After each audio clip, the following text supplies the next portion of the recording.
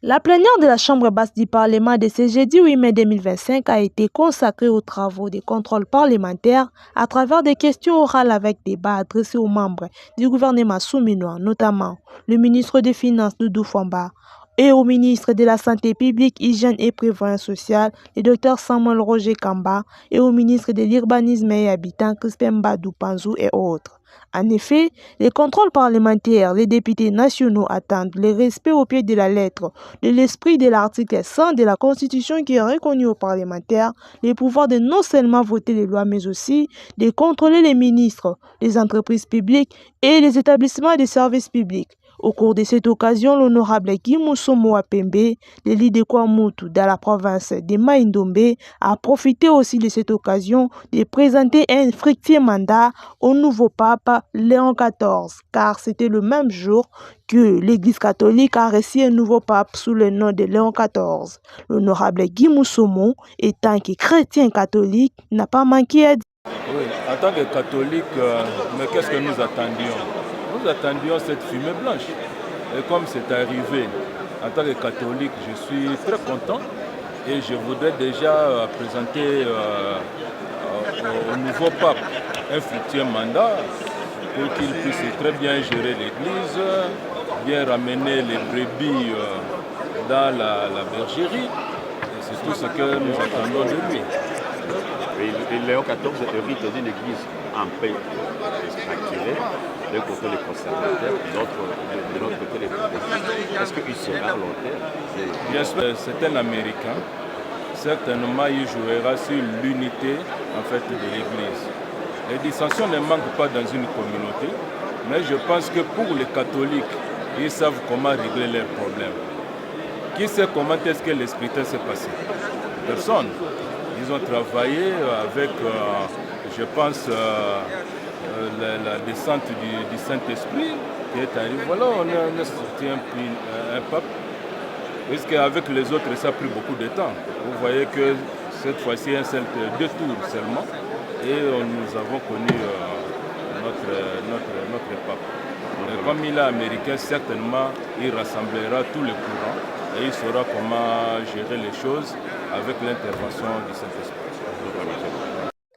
Rentrons à la plénière, l'honorable docteur Bienvenu Mangonza, l'élu de l'Issala dans la province de La Mongala, a intervenu au sujet de la gratuité de l'accouchement en disant ceci. La gratuité n'a pas de durabilité. La gratuité ne nous amènera pas dans le renforcement du système de santé.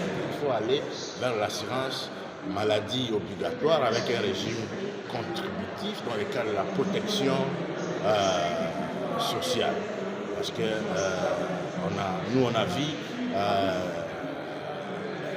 la gratuité, on l'a implémentée. Dès qu'on avait arrêté le projet, les structures sont repris à case, ont repris à fonctionner comme ils étaient avant, sans moyen de continuer à assurer l'offre de services et de soins.